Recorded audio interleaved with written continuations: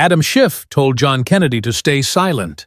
But Kennedy's response, delivered without venom, without even saying Schiff's name, shook the entire country in ways no one saw coming. The Senate chamber was a crucible of tension. Reporters crammed shoulder to shoulder in the press gallery, their pens poised, cameras locked on the floor below. Kennedy, Louisiana's sharp-tongued senator, had just unleashed a searing critique of a contentious spending bill, his southern drawl weaving wit and logic into a verbal blade that cut through the room's stale air. His words, laced with homespun humor, drew chuckles from some colleagues and tight-lipped frowns from others. Then came the moment that would set the nation ablaze. Adam Schiff, the influential senator from California, rose from his desk, his face a mask of resolve, his voice steady but sharp. "Senator Kennedy's rhetoric is fracturing this nation," Schiff declared, his words ringing across the hushed chamber. "For the sake of America, he should hold his tongue." The room froze, a silence so heavy it seemed to make the faint hum of the overhead lights roar. Reporters exchanged stunned glances, pens scratching furiously, one mouthing "wow" to a colleague. Did he just say that? Another whispered, her voice barely a breath. The impact was instantaneous, like a spark igniting a powder keg. Within minutes, headlines blazed across screens from New Orleans to New York. Schiff demands Kennedy's silence. Social media erupted hashtags like #KennedySpeaks and #Schiff.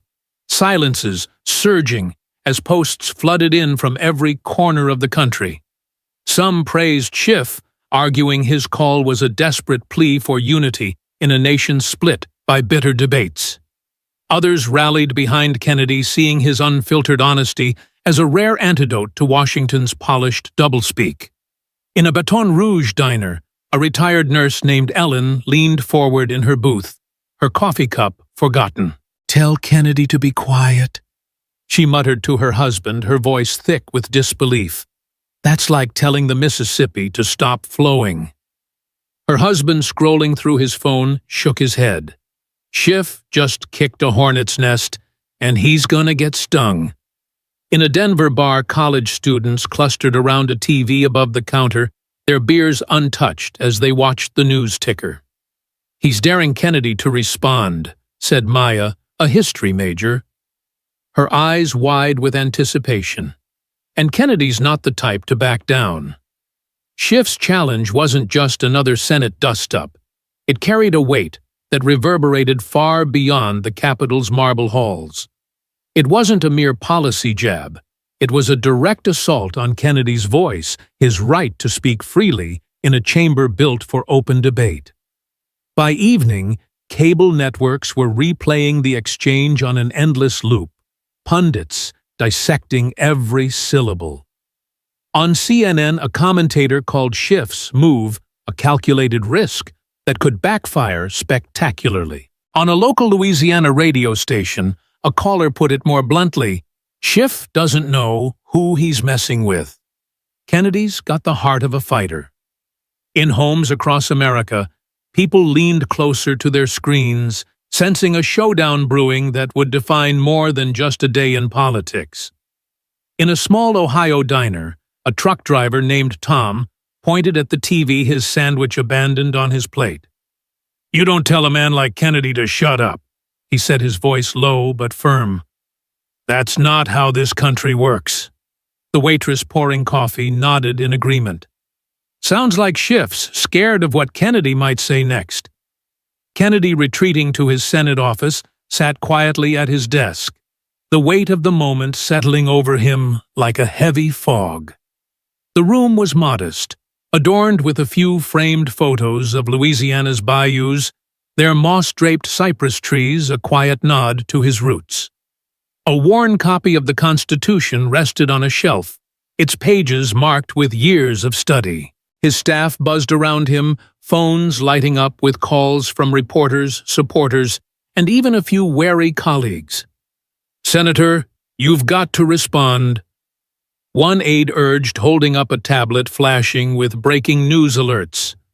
Another, more cautious, advised, "Let's wait, sir. Don't let Schiff set the terms of this fight." Kennedy leaned back in his chair, his fingers tapping a slow rhythm on the armrest. He wasn't one for rash decisions. His mind, quick as a bayou gator, was already turning over Schiff's words, dissecting their implications. This wasn't just about him. It was about the principle of free speech, the right to call a spade in a town too often choked by platitudes. If he stayed silent, it might look like he'd folded, giving Schiff's narrative a free pass. If he spoke, it had to resonate not just for him, but for the folks back home who trusted him to be their voice in Washington. The nation was already drawing battle lines. In a Memphis community center, a group of teachers debated over their morning coffee, the air thick with the scent of brewing grounds. Kennedy's too sharp-tongued one said, stirring her cup with a frown, "Schiff's just trying to keep things civil in a country that's falling apart." Her colleague, a history teacher, shook her head. "Civil telling a senator to be quiet in the Senate. That's not democracy. That's control." In a Chicago college dorm, students crowded around a laptop, watching a clip of Schiff's statement on YouTube. "Kennedy's gonna fire back," said Jake, a political science major, a grin spreading across his face. "He's got that Louisiana grit, you know?" His roommate, scrolling through Twitter, burst out laughing. "Check these memes. Kennedy with a megaphone, Schiff with earplugs." The internet was a wildfire, with posts defending Kennedy's right to speak freely, and others backing Schiff's call for restraint. One viral tweet summed it up. "Kennedy says what we're all thinking. Schiff can't handle